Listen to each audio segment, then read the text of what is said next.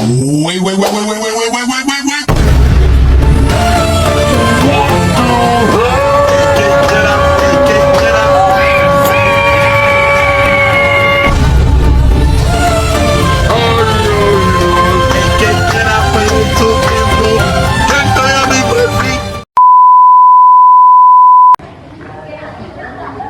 Assalamualaikum warahmatullahi wabarakatuh. Perkenalkan, nama saya Putri Bintang Maharani. Dan saya Dharma Setiade. Kami mahasiswi dari Universitas Al Syariah Mandar, program studi pendidikan bahasa Indonesia. Baik, saat ini kami sudah berada di SMP DDI Polewali.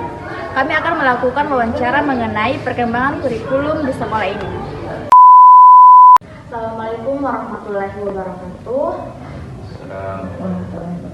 Perkenalkan, nama saya Putri Bintang Maharani dan teman kelompok saya bernama Dharma Setiade. Baik, kami mahasiswi dari Universitas Al Syariah Mandar, program studi pendidikan bahasa Indonesia. Maksud dan tujuan kami ke sini untuk mengetahui bagaimana perubahan kurikulum di sekolah ini. Baik, pada kesempatan kali ini kami akan mewawancarai salah satu guru dari SMP DDI Polewali. Baik Pak, sebelumnya dengan Bapak siapa? Saya Ismail, SPDM. Jabatan Bapak di sekolah ini apa? Jabatan saya di sini sebagai wakil kepala sekolah. Baik, begini Pak, kami ingin mewawancarai terkait perubahan kurikulum di sekolah ini. Apakah bisa Pak? Boleh, silakan. Oke, terima kasih Pak. Pertanyaan pertama yaitu kurikulum apakah yang telah diterapkan pada sekolah ini? Kurikulum yang sekarang berjalan itu ialah kurikulum Merdeka yang di kelas 7 dan kelas 8. Adapun yang kelas 9 ini itu kurikulum 2013 karena kan berkelanjutan dia punya. Tapi tahun depan nanti itu sudah full. Artinya mulai dari 7 ya, mulai 7, kelas 8, kelas 9 semuanya sudah menggunakan kurikulum Merdeka. Bagaimana pendapat Anda tentang perubahan terbaru dari kurikulum ini?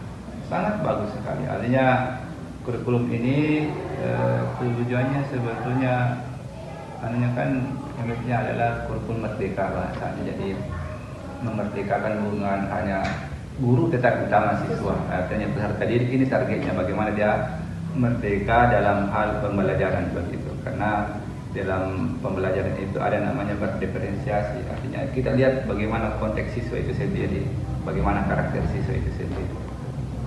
Baik, selanjutnya apa yang menurut Anda menjadi kekuatan utama dari kurikulum yang baru diterapkan? Kalau kekuatannya itu sangat-sangat pemerintah dalam hal ini maksudnya sangat mendukung, artinya dia memang yang memutuskan, kemudian sekolah-sekolah itu bisa melihat oh ini yang betul-betul sangat bagus. Artinya kekuatannya dari guru-guru juga yang senantiasa kalau di sekolah ini dia mau belajar ya, dan berupaya untuk mengaplikasikan apa yang sudah dipelajari. Karena itu dalam salah satu sekolah kami kan sekolah penggerak dari angkatan 2 itu melalui pertama itu bimbingan dan pelatihan, kemudian selama beberapa bulan itu kemudian setelah itu kita baru terapkan ini kurikulum kita. Pertanyaan selanjutnya, apakah Anda merasa tersedia cukup sumber daya dan pelatihan untuk mendukung implementasi kurikulum baru? Ya, kalau kurikulum baru ini luar biasa untuk sekolah ini ya, maksudnya beda dengan sekolah lain. Kalau sekolah ini kan ada 4 sekolah di Polewali Mandar ini yang angkatan 2 itu termasuk dalam menerapkan kurikulum merdeka, termasuk SMP DDI Polewali, kemudian SMP 2 Wono, kemudian ada juga Campak. Itu hanya 4. Nanti ini angkatan ketiga baru ada beberapa, sudah banyak sekolah untuk tingkat SMP itu. Dan banyak sekali yang mendukung, maksudnya dari pemerintah, dari yayasan juga, itu dari kepala sekolah, artinya kepala sekolah, karena di sini untuk mendaftar itu untuk sekolah penggerak kepala sekolah yang mendaftar baru bisa di ACC. Jadi sekolah mendaftar dan lulus akhirnya semua. Tapi kan begini, sebelum beliau mendaftar kita guru-guru juga ditanya bagaimana kita siap untuk bergerak untuk memulai ini. Hanya ternyata dia setuju. Akhirnya teman-teman kita setuju, akhirnya dia baru mendaftar. Artinya sudah ada kesiapan, karena itu kan ada ada 6 guru yang wajib ikut pelatihan itu sampai tuntas, kemudian melakukan pengimbasan melalui in-house training. Artinya semua guru-guru yang lain itu diimbaskan, dikasih pengetahuan yang sama terkait tentang kurikulum merdeka. Apakah Anda melihat adanya perubahan dalam pencapaian siswa sejak diterapkannya kurikulum baru ini? Alhamdulillah, pencapaiannya cukup luar biasa. Karena kenapa? Itu kurikulum baru ini kan fokusnya ke siswa, itu. Jadi secara otomatis ada 2 komponen yang mendukung, baik dukungan dari sekolah maupun guru-guru itu sendiri. Jadi mereka bisa menyesuaikan keadaan siswa. Artinya siswa itu kalau di sini ya, contohnya kelas 7, kita tahun lalu itu ada namanya di proyek P5, itu kita laksanakan keyakinan kelas, membentuk kesepakatan kelas. Bukan dari guru yang menentukan apa yang terjadi di kelas, itu selama 1 tahun itu, tetapi siswa yang menentukan apa yang terjadi tentang kebersihannya, disiplinnya, tata keramanya di kelas itu. Setelah itu naik kelas 2, dilanjutkan lagi untuk P5 yang sama, untuk ditinjau kembali itu waktu kelas 7, apakah ada perlu dirubah, diperbaiki dalam di dalam kelas itu, di kelas 2, kelas 8 itu.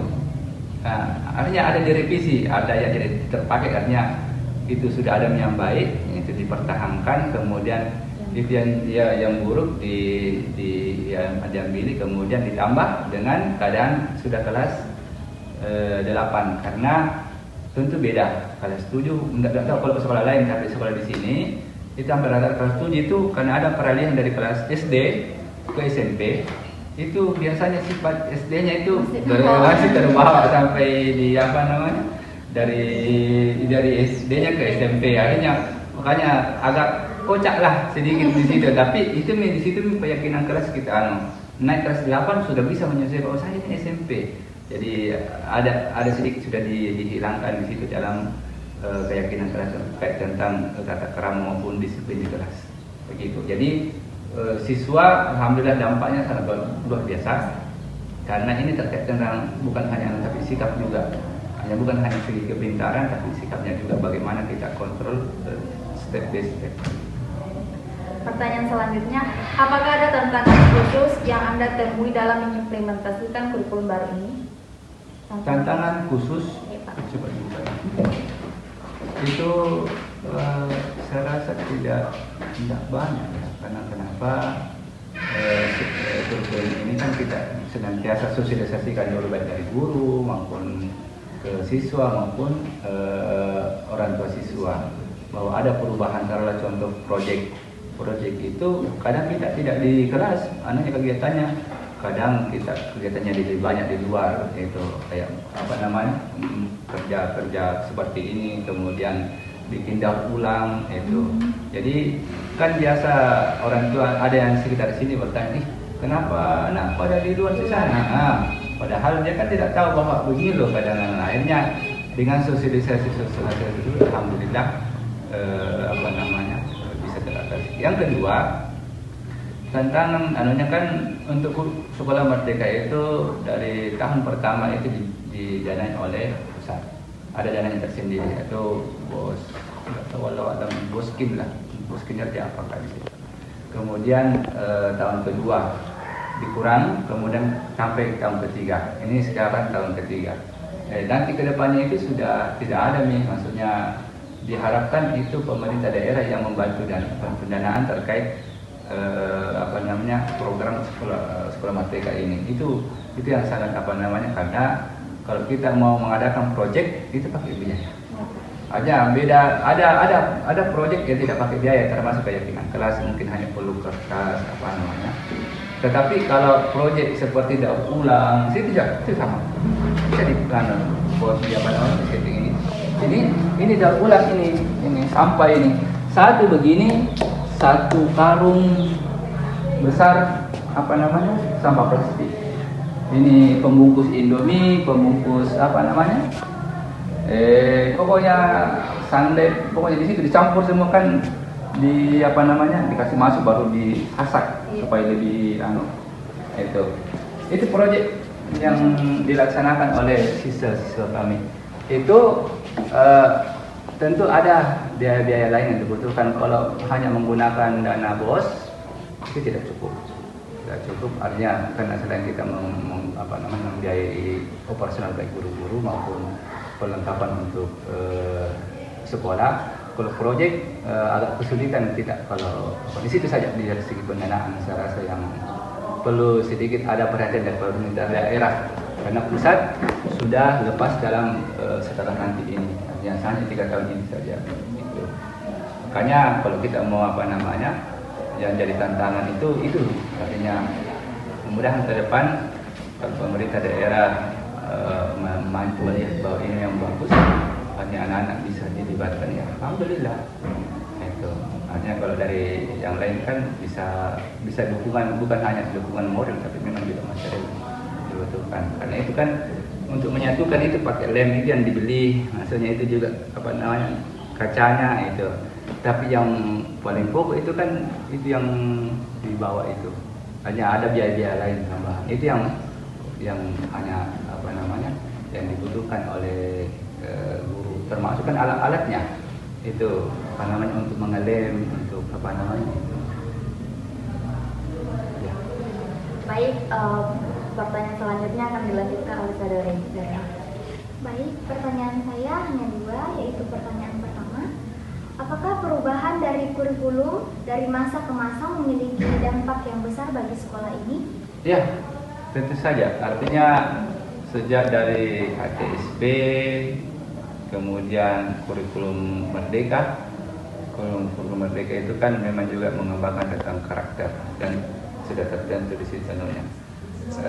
Ada mata pelajaran juga yang bisa dimasukkan di, kemudian kurikulum Merdeka ini lebih waktu HTSP kita lihat bahwa guru hanya fokus saja mengajar, maksudnya siswa terserah mau paham tidak paham, intinya guru tuntaskan materinya itu. Sedangkan sekarang untuk kurikulum Merdeka ini yang berjalan sekarang itu melihat kondisi siswa, artinya observasi dulu apa sebetulnya minat dan bakatnya siswa, kemudian bagaimana gaya belajarnya itu. Apalagi kan pusat sekarang kita itu kendala kita di literasi dan numerasi. Yang artinya lapor pendidikan semua sekolah sama.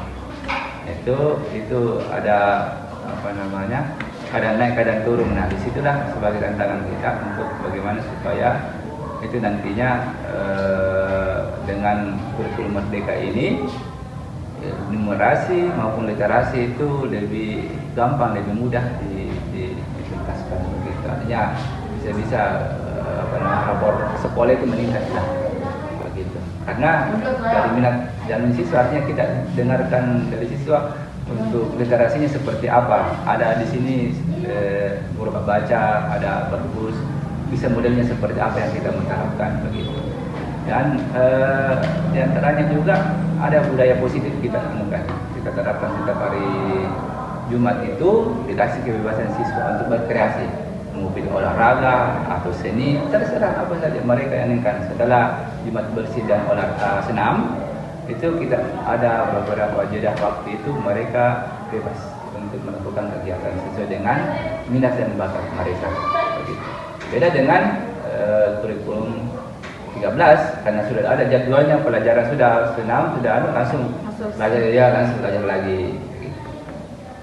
Pertanyaan terakhir dari kami yaitu apakah bisa Bapak sebutkan keunggulan-keunggulan dari sekolah ini? Oh, tentu saja banyak sekali keunggulannya, termasuk kan di sini SMP DDI Polowali itu dari kata Darul Dakwah wal Irsyad itu sesuai juga dengan visinya itu mewujudkan siswa yang berimpact.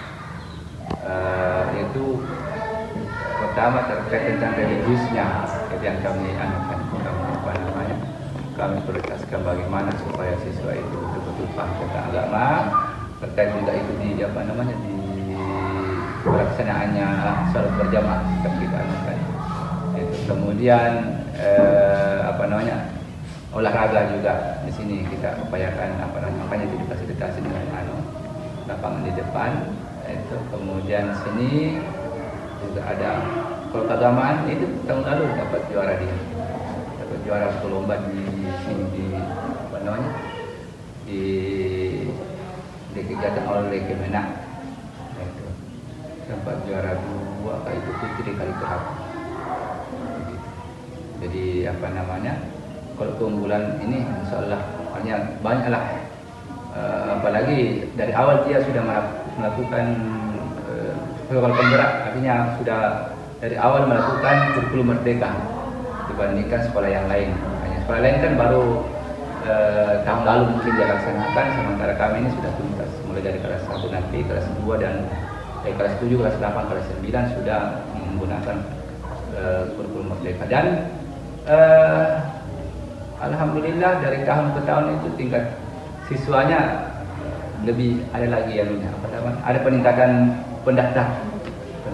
Artinya di situ kan juga sebagai indikator bahwa sekolah itu diminati lah dibandingkan. Saya rasa itu saja. Ada lagi? Cukup. Okay. Baik, itulah tadi wawancara yang kami lakukan di SMP DDI Polewali Mandar terkait dengan pengembangan kurikulum. Kami mengucapkan terima kasih atas waktu yang telah Bapak luangkan. Kurang dan lebihnya mohon dimaafkan. Wabillahi taufiq wal hidayah. Wassalamualaikum warahmatullahi wabarakatuh. Waalaikumsalam.